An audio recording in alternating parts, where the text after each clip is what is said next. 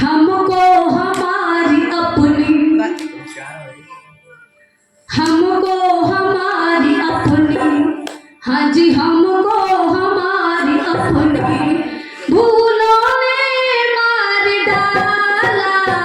हमको हमारी अपनी भूलों ने मार डाला।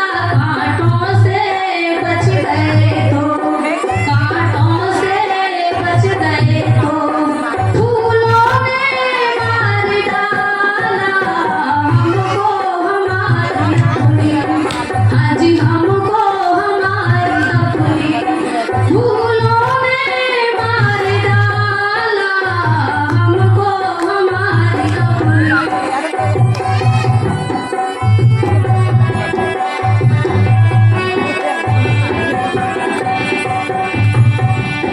कोई कितना भी बुरा था, कोई कितना भी बुरा था, कोई कितना भी बुरा था, उसकी ना करी बुराई। हमेशा उदारता के, हाँ जी हमेशा उदारता के सूलों ने मार डाला। हमको हमारी अपनी फूलों ने मार डाला। कांटों से बच गए तो, कांटों से बच गए तो फूलों ने मार डाला। हमको हमारी अपनी।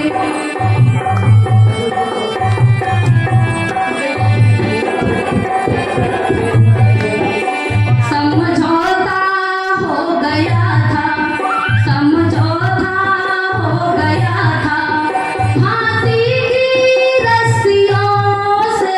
समझौता हो गया था फांसी की रस्सियों से। हमको हमारी अपनी फूलों ने मार डाला। कांटों से बच गए तो,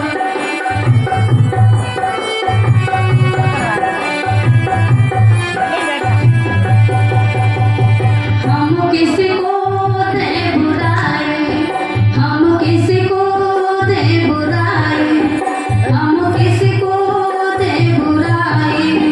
हमें तो प्रेमी, हमें तो अपने, हम किसी को दे बुराई, हम किसी को दे बुराई। प्रेमी हमें तो अपने, हम किसी को दे बुराई। फूलों ने मार डाला। कांटों से बच गए तो, कांटों से बच गए तो फूलों ने मार डाला। हमको हमारी अपनी, हाँ जी हमको हमारी अपनी, हाँ जी हमको हमारी अपनी। तो ऐसी भूल मत करो, आप सीधे बन करके मत हो। आपने देखा होगा जब मुसलमानों की जब नमाज पढ़ी जाती है, उनके जो मंदिर होते हैं, मस्जिद होती है, मस्जिद को देखा है जब बच्चे जाते हैं नमाज पढ़ने के लिए, इतने छोटे छोटे उनमें संस्कार दिए जाते हैं। लेकिन हमारे वाले बच्चे, हमारे वाले खुद माता पिता समझदार पढ़े लिखे, जब हमारा कार्यक्रम होता है तो उनसे कहो कि सत्संग हो रहा है भाई, चलो सत्संग में। तो क्या कहते हैं, हमारे पास समय नहीं है। एक भाई मेरे पास, मैं अतरौली से हूँ, मुसलमान की दुकान है, प्रेस करता है, 5 बार नमाज पढ़ता है। मैंने कहा भाई आपको तो बड़ा कष्ट होता है, आप यहाँ से दुकान से 5 बार जाते हो नमाज पढ़ने के लिए, आपको कष्ट होता होगा, परेशानी होती होगी, दिक्कत होती होगी, क्यों ग्राहक लौट करके जाते हैं। तो वो जवाब देता है मुसलमान भाई कि बहन जी पैसा कमे या मत कमे, लेकिन हम अपने धर्म को, अपने कर्म को छोड़ने वाले नहीं हैं। लेकिन ये हिंदू अपने आप को हिंदू कहने ये कहता है अपने धर्म से हमारे पास समय नहीं। माताओं, आपका स्थान पुरुषों से ऊंचा है, पुरुषों से ऊंचा है। अरे ऋषि दयानंद ने मनु महाराज से पूछा गया कि नारी के विषय में आप क्या कहना चाहते हो, तो कह दिया यत्र पूजन्ते रमन्ते तत्र देवता। जिन घरों में नारियों का सम्मान होता है उन घरों के अंदर देवी देवता निवास करते हैं, और जिन घरों के अंदर नारियों का, बहनों का, बेटियों का सम्मान नहीं होता है उन घरों के अंदर देवी देवता निवास नहीं करते। वो शमशान घर बन जाता है, वो शमशान घर बन जाता है।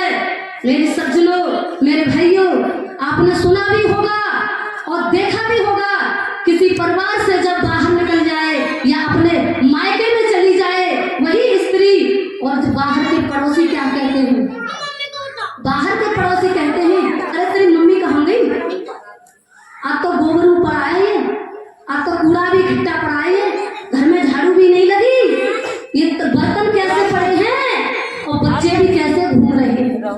इसीलिए इनका स्थान पुरुषों से ऊंचा है, नारी जाति का पुरुषों से ऊंचा स्थान है। क्यों? इनके पीछे सीता देवी, सावित्री देवी और कौशल्या देवी, प्रवेश देवी, देवमती देवी, बहुत सारे नाम हैं, लेकिन आपके नाम के पीछे लगा है फलाने देवता या देवेंद्र देवता या सत्य प्रकाश देवता, नहीं लगा। इनके लिए है नारी जाति का पुरुषों से ऊंचा स्थान पड़ा और देखा है। और माता निर्माता होती है, सज्जन कहते आए हैं, और ऋषि महर्षि वीर बहादुर इनने बोध खिलाए। बोलचाल की भाषा में भी पहले इनका नाम रहे, माता पिता और गौरी शंकर कोई सीता राम कहे। इंदिरा गांधी लैला मजनू कहते लोग तमाम रे, नारी जाति का पुरुषों से ऊंचा स्थान। स्टेशन पर नारी को पुरुषों से पहले टिकट मिले और बाबूजी चाहे खड़े रहे पर देवी जी को सीट मिले। आप आज समाज की बात मत मानो, वैसे भी समाज में देख रहे हो आप, नारी जाति का पुरुषों से ऊंचा स्थान है। लेकिन यही नारी कोई दरवाजे पर जब आता है, तिलकधारी आ जाए तो क्या कहती हूँ, बाबा मेरा हाथ देखो, हाथ देखो। ऐसे ही एक तिलकधारी एक गांव में आ जाता है, और जैसे ही दरवाजे पर आया और उसने कहा कि माता जी मुझे आप उदास लग रही है, कोई दिक्कत लग रही है, कोई परेशानी लग रही है, तो वो महिला कहती है बाबा बहुत परेशान हूँ, बहुत परेशान हूँ। और कैसे परेशान हूँ, 6 वर्ष हो गए विवाह के लिए, कोई संतान नहीं। जब उसने अपनी